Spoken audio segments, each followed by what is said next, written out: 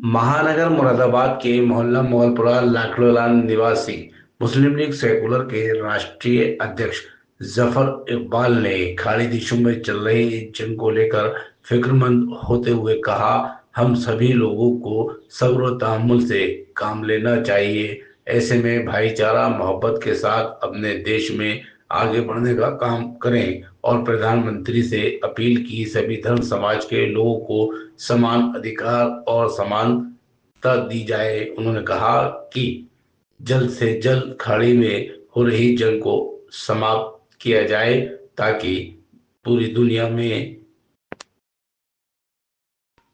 शांति व्यवस्था कायम रहे और समस्या का सामना नहीं करना पड़े। देखिए तहलका न्यूज चैनल पर जफर इकबाल मुस्लिम लीग राष्ट्रीय अध्यक्ष का बयान। जफर इकबाल जी, आप मुस्लिम लीग सेकुलर के राष्ट्रीय अध्यक्ष हैं और सामाजिक कारकुन भी हैं, जनता की सेवा भी करते चले आ रहे हैं। इस वक्त महंगाई चल रही है, खाड़ी के देशों में जंग हो रही है, अमेरिका इसराइल एक होके और ईरान के खिलाफ जंगबंदी कर रहा है, जंग लड़ रहा है। क्या कहना चाहेंगे हालात को लेकर? देखिए, ऐसा है, पहले तो मैं महंगाई जो हिंदुस्तान में बढ़ रही है उस पर अपना नजरिया पेश करूंगा।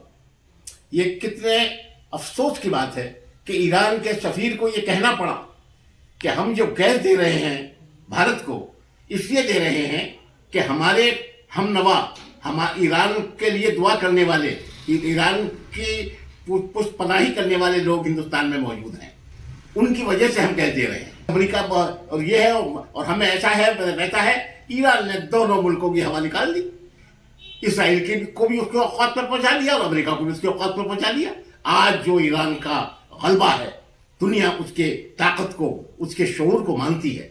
बड़े बड़े रहनुमा, बड़े बड़े योद्धा, बड़े बड़े लीडर ईरान के खत्म कर दिए, उसके बावजूद ईरान की क़यादत में कोई फर्क नहीं है।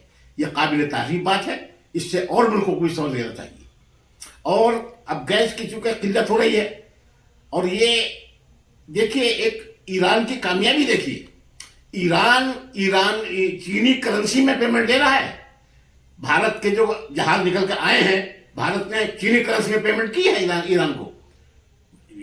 जो चीनी करेंसी में पेमेंट लीजिए, चीनी करेंसी पेमेंट ले रहा है। ईरान चीनी करेंसी को भी ताकत दे रहा है और डॉलर को कमजोर करने की भी कोशिश कर रहा है।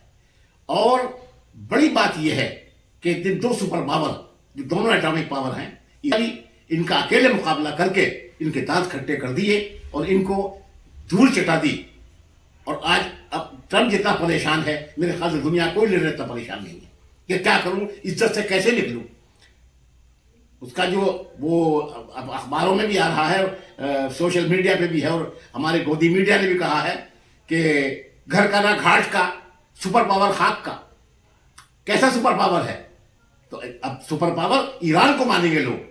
ईरान ने वो काम कर दिखाया है जो तमाम मुस्लिम मुल्कों को सबक लेना चाहिए और खुद इस बात की कोशिश करनी चाहिए कि जो टेक्निक और जो सियासत और जो सियासी शऊर और जो ताकत ईरान ने हासिल की है सद्दाम हुसैन के खात्मे के बाद, और मुल्कों को भी इसी वो सबक लेना चाहिए और अपने आप को ताकतवर बनाना चाहिए और किसी के सहारे पे नहीं रहना चाहिए।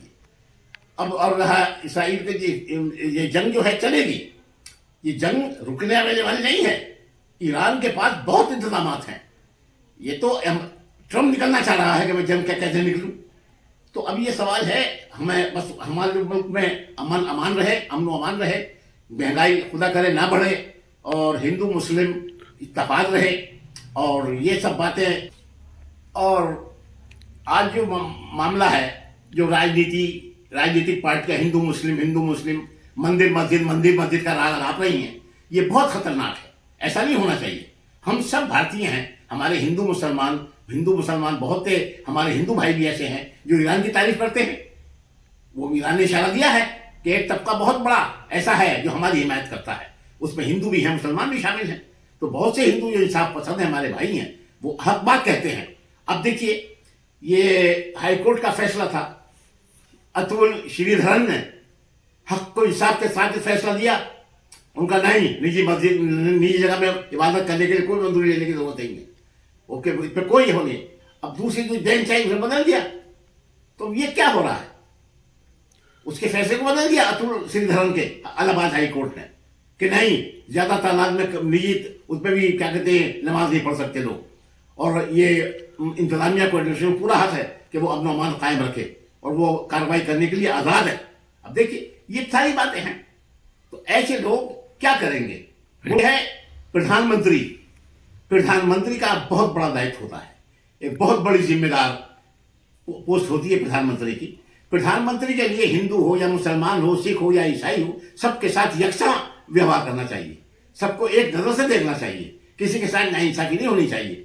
यहाँ पर अब इससे इंटरनेशनली मेरा मशवरा है प्रधानमंत्री जी को कि वो ईरान से ताल्लुकात, बिगड़े हुए ताल्लुकात को इस्तेमाल करें। अब ये साबित हो गया है और हमारे प्रधानमंत्री को और हमारे मुल्क को ऐसा माहौल पैदा करना चाहिए जो हिंदू मुसलमान भाईचारा कायम रहे और हिंदू मुसलमान इत्तेफाक से हैं और पूरी दुनिया की में मुसलमान और हिंदुओं का मेल मिलाप की रोशनी फैले हर मुल्क में हिंदुस्तान। और इन हालात के पेश नज़र मैं यही दरख्वास्त करता हूँ अपने प्रधानमंत्री से भी और तमाम मुल्कों से कि जंग खत्म कराओ ताकि दुनिया अमन और अमान से रहे और महंगाई ना बढ़े। महंगाई में बहुत नुकसान होगा और अगर जंग आगे बढ़ी तो लोगों का जानी और माली नुकसान भी होगा, जो हिंदुस्तान के लिए तो क्या पूरी दुनिया के लिए तबाहकुन होगा।